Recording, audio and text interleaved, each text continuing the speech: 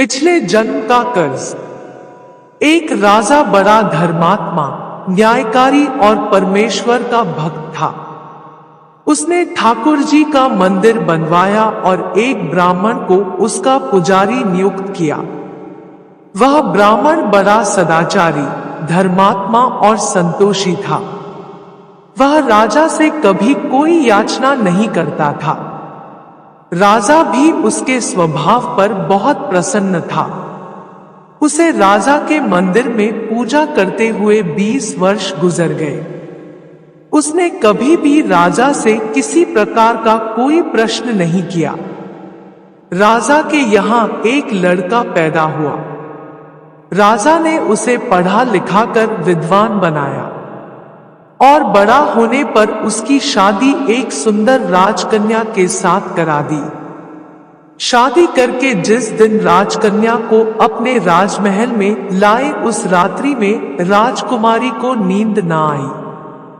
वह इधर उधर घूमने लगी। जब अपने पति के पलंग के पास आई तो क्या देखती है कि हीरे जवाहरात जड़ित मूठे वाली एक तलवार पड़ी है। जब उस राजकन्या ने देखने के लिए वह तलवार म्यान में से बाहर निकाली, तब तीक्ष्ण धार वाली और बिजली के समान प्रकाश वाली तलवार देखकर वह डर गई। वह डर के मारे उसके हाथ से तलवार गिर पड़ी और राजकुमार की गर्दन पर जा लगी। राजकुमार का सिर कट गया और वह मर गया। राजकन्या पति के मरने का बहुत शोक करने लगी। उसने परमेश्वर से प्रार्थना की कि हे प्रभु, मुझसे अचानक यह पाप कैसे हो गया? पति की मृत्यु मेरे ही हाथों हो गई। आप तो जानते ही हैं, परंतु सभा में मैं सत्य नहीं कहूंगी, क्योंकि इससे मेरे माता पिता और सास ससुर को कलंक लगेगा तथा इस बात पर कोई विश्वास भी नहीं करेगा। प्रातःकाल में जब पुजारी कुएं पर स्नान करने आया तो राजकन्या ने उसको देखकर विलाप करना शुरू किया और इस प्रकार कहने लगी, यह मेरे पति को कोई मार गया। लोग इकट्ठे हो गए और राजा साहब आकर पूछने लगे, किसने मारा है? वह कहने लगी, मैं जानती तो नहीं कि कौन था, परंतु उसे ठाकुर जी के मंदिर में जाते देखा था। राजा समेत सब लोग ठाकुर जी के मंदिर में आए तो ब्राह्मण को पूजा करते हुए देखा। उन्होंने उसको पकड़ लिया और पूछा, तूने राजकुमार को क्यों मारा? ब्राह्मण ने कहा, मैंने राजकुमार को नहीं मारा। मैंने तो उनका राजमहल भी नहीं देखा है। इसमें ईश्वर साक्षी है। बिना देखे किसी पर अपराध का दोष लगाना ठीक नहीं। ब्राह्मण की तो कोई बात ही नहीं सुनता था। कोई कुछ कहता था तो कोई कुछ। राजा के दिल में बार बार विचार आता था कि यह ब्राह्मण निर्दोष है, परंतु बहुतों के कहने पर राजा ने ब्राह्मण से कहा, मैं तुम्हें प्राणदंड तो नहीं देता, लेकिन जिस हाथ से तुमने मेरे पुत्र को तलवार से मारा है, तेरा वह हाथ काटने का आदेश देता हूं। ऐसा कहकर राजा ने उसका हाथ कटवा दिया।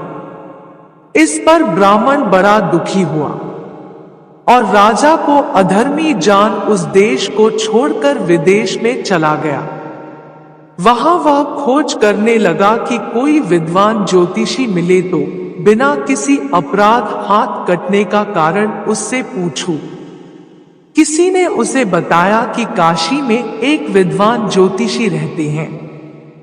तब वह उनके घर पर पहुंचा। ज्योतिषी कहीं बाहर गए थे। उसने उनकी धर्मपत्नी से पूछा, माताजी, आपके पति ज्योतिषी जी महाराज कहाँ गए हैं? तब उस स्त्री ने अपने मुख से अयोग्य असह्य दुर्वचन कहे, जिनको सुनकर वह ब्राह्मण हैरान हुआ और मन ही मन कहने लगा कि मैं तो अपना हाथ कटने का कारण पूछने आया था, परंतु अब इनका ही हाल पहले पूछूंगा। इतने में ज्योतिषी आ गए। घर में प्रवेश करते ही ब्राह्मणी ने अनेक दुर्वचन कहकर उनका तिरस्कार किया, परंतु ज्योतिषी जी चुप रहे और अपनी स्त्री को कुछ भी नहीं कहा। तदनंतर वे अपनी गद्दी पर आ बैठे। ब्राह्मण को देखकर ज्योतिषी ने उनसे कहा, कहिए ब्राह्मण देवता, कैसे आना हुआ? आया तो था अपने बारे में पूछने के लिए, परंतु पहले आप अपना हाल बताइए कि आपकी पत्नी अपनी जुबान से आपका इतना तिरस्कार क्यों करती है, जो किसी से भी नहीं सहा जाता और आप सहन कर लेते हैं। इसका कारण है, यह मेरी स्त्री नहीं, मेरा कर्म है।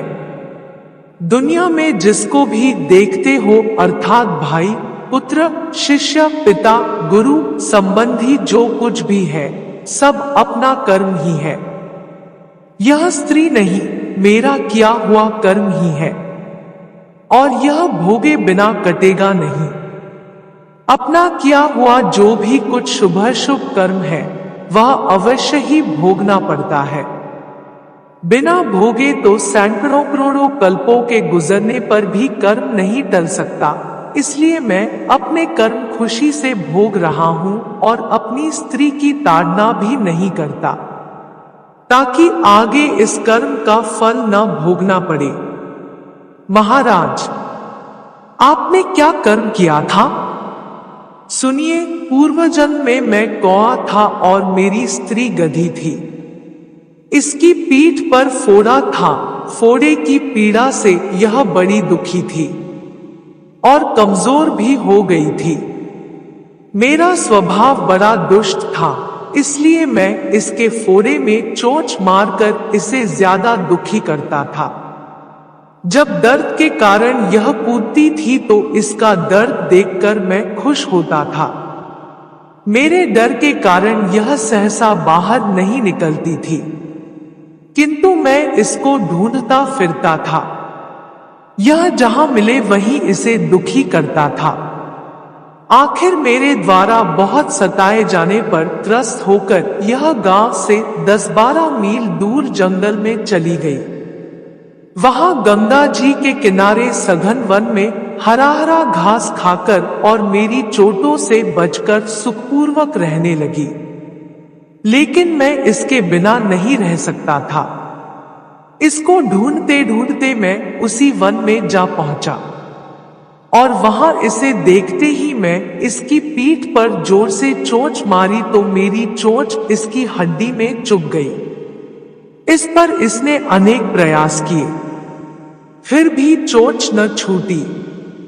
मैंने भी चोंच निकालने का बड़ा प्रयत्न किया, मगर न निकली।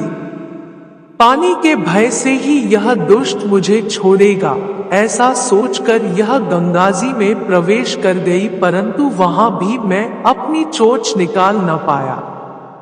आखिर में यह बड़े प्रवाह में प्रवेश कर गई। गंगा का प्रवाह तेज होने के कारण हम दोनों बह गए और बीच में ही मर गए। तब गंगा जी के प्रभाव से यह तो ब्राह्मणी बनी और मैं बहुत बड़ा ज्योतिषी बना।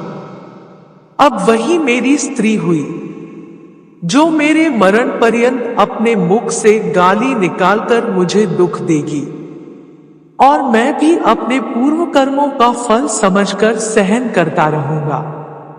इसका दोष नहीं मानूंगा, क्योंकि यह किए हुए कर्मों का ही फल है। इसलिए मैं शांत रहता हूं। अब अपना प्रश्न पूछो।